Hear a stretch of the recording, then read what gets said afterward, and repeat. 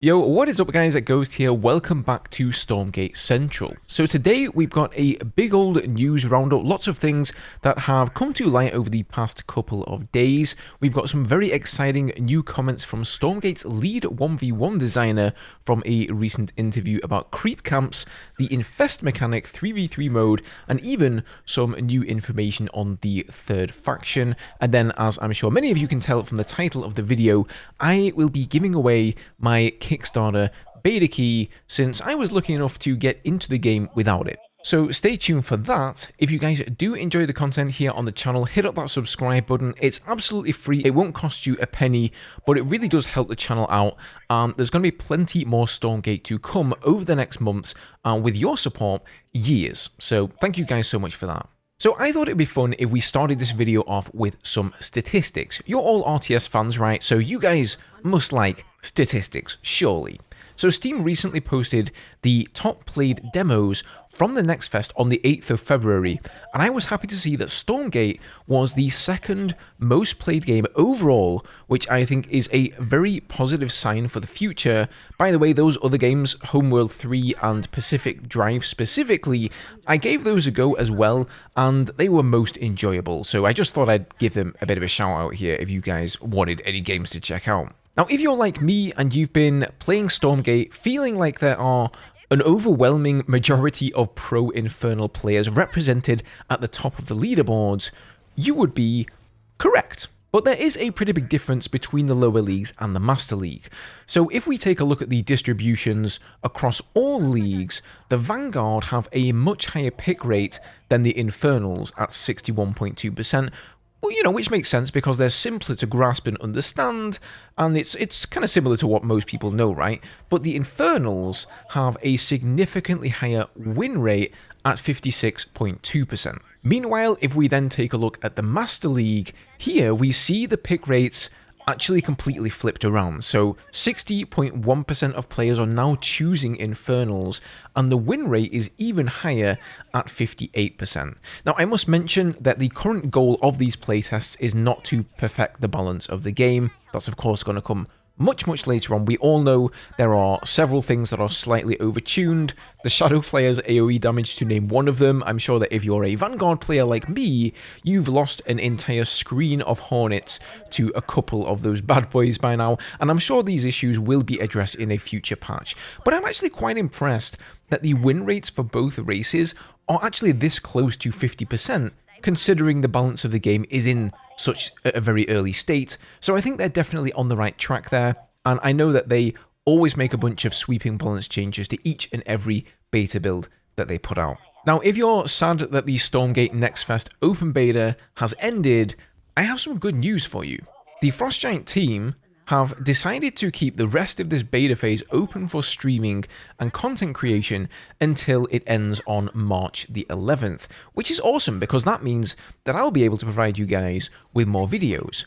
But if you don't have a closed beta key yet, apparently Frost Giant are going to be accepting late Kickstarter pledges, so if you've caught the Stormgate bug like I know many of us have and you can't wait to play more, you should actually be able to get back in by purchasing a key via one of these Kickstarter packages, and I will give you guys more news on that as soon as I hear that those are open for purchase. However, as I mentioned at the start of this video, I will also be giving away my Kickstarter key, which will grant you access not just until March 11th, but for all of the upcoming closed beta tests, including testing out the third faction until the game releases in early access later on this summer. So if you guys want to win this key, I'll keep it pretty simple. All you have to do is hit the like button down below and leave a comment telling me why you're excited to play Stormgate. I'll choose a random winner in a couple of days, and I will reply to your comment here on the video, so keep an eye on those notifications, guys. So recently there was an interview conducted with the lead 1v1 competitive designer Kevin Dong over on Beomul's channel, and I'll link the whole thing down below if you guys want to watch it. Definitely well worth a listen, but he had a lot of interesting things to say that I really want to highlight in this video here. So first of all, he went into further detail about Infest, which is the mechanic for the Infernal Gaunt that allows them to infest units, and when they die, they spawn fiends for free. Now, if you're somebody who's played StarCraft 2, you'll know that free unit mechanics like the Swarm Host, the Broodlord, and the Infested Terran have been notoriously difficult to balance at best, and downright broken at worst. So far, the Infest mechanic in Stormgate has seen a lot of use at the top level play, with the meta essentially being to rush out a Brute and a Gaunt to tackle the speed camp, which has 5 creeps that you can infest with the Gaunt, you tank them with the Brute, and then you essentially have these 5 Fiends there for free very early on in the game, and then of course you progress around the map killing more creeps and gaining more Fiends, which is very, very powerful for a tier 1 unit. Now, the Infest ability actually used to be a tier 2 upgrade, so in the last playtest we didn't see this happening, but they have noted that this is a problem area that needs some additional balancing. You've also got the Gaunt drops, which are particularly punishing for newer players. You know, having a bunch of them just gush out into your worker line can really snowball things very quickly, and they are also looking into that as well. So a couple of ways that they've already tried to curb this snowball effect is by reducing the number of creeps that spawn in the camps once you kill them. So now they spawn creeps of a higher level, but less of them to be infested, and they also changed it so that Fiends themselves cannot be infested. There is a new balance patch on the way in a few days, I believe. That is the word on the street, so I'll be sure to cover all of the changes to the game once that arrives. But I'm very curious to see, you know, how they address this issue and if they indeed decide to tackle it in this upcoming patch here. So they also touched on the top bar abilities. As you guys will have noticed from the current beta, you've got 6 abilities for the Infernals, only 3 for the Vanguard, with another 3 slots on the right. So clearly we'll be getting more abilities there, at least for the Vanguard, but they also said that you will be able to upgrade these abilities in some way in the future, and also get some perk or building that increases the energy regeneration rate, for example. Now, one of the most interesting things that he spoke about is actually a creep camp rework. So currently you've got these various camps around the map that give you resources and sometimes fiends as well, and then you also get the vision tower or the health buff or whatever it may be in that particular camp.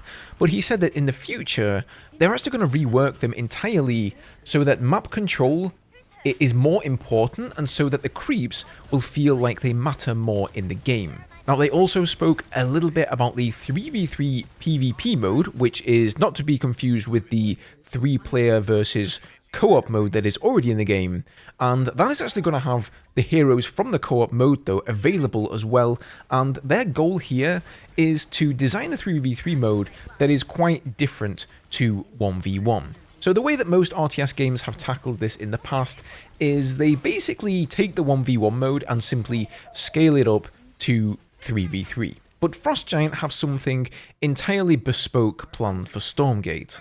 Team modes for RTS games are also one of the only team-based games that actually kill players off.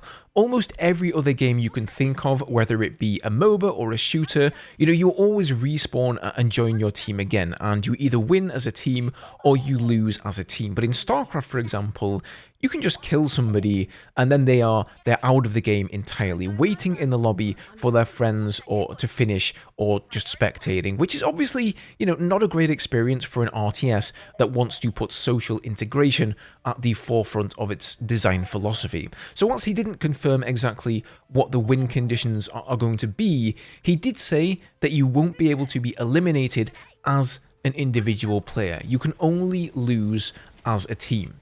Now, finally here, we did get a little bit of an insight on the third race for the game, and this may actually be part of the reason that they are redesigning the creep camps, and the reason why we've only had these placeholder models for creeps, like the chickens and the deer. So according to Kevin, the third faction is going to have some special way that they can interact with the creep camps. Now, that is a very interesting thing to say. You know, up until now, I've always assumed that the third race will be Protoss-like, perhaps some ancient civilization with more tanky, solid units, but fewer of them. But could it be that they are able to enslave or bewitch these creep camps in some way and force them to do their bidding? In a separate interview with Tim Campbell, the president and game director of Stormgate, he revealed that the third faction is going to have a lot of yellow. So if we think of the Vanguard as mostly blue and the Infernals as red, the Mystery Third faction sounds like it's going to be yellow. So that is pretty intriguing. Perhaps it's going to be an army of Pikachus. I mean, you may as well rip off Pokemon at this point. Everybody else is, and it seems to be working pretty well, right? But guys, if you enjoyed today's video, hit that like button below and check out this video here where we discuss some of the most common criticisms that Stormgate has received and what it means for the game. But otherwise, I hope you guys have a great day and I'll see you in the next one.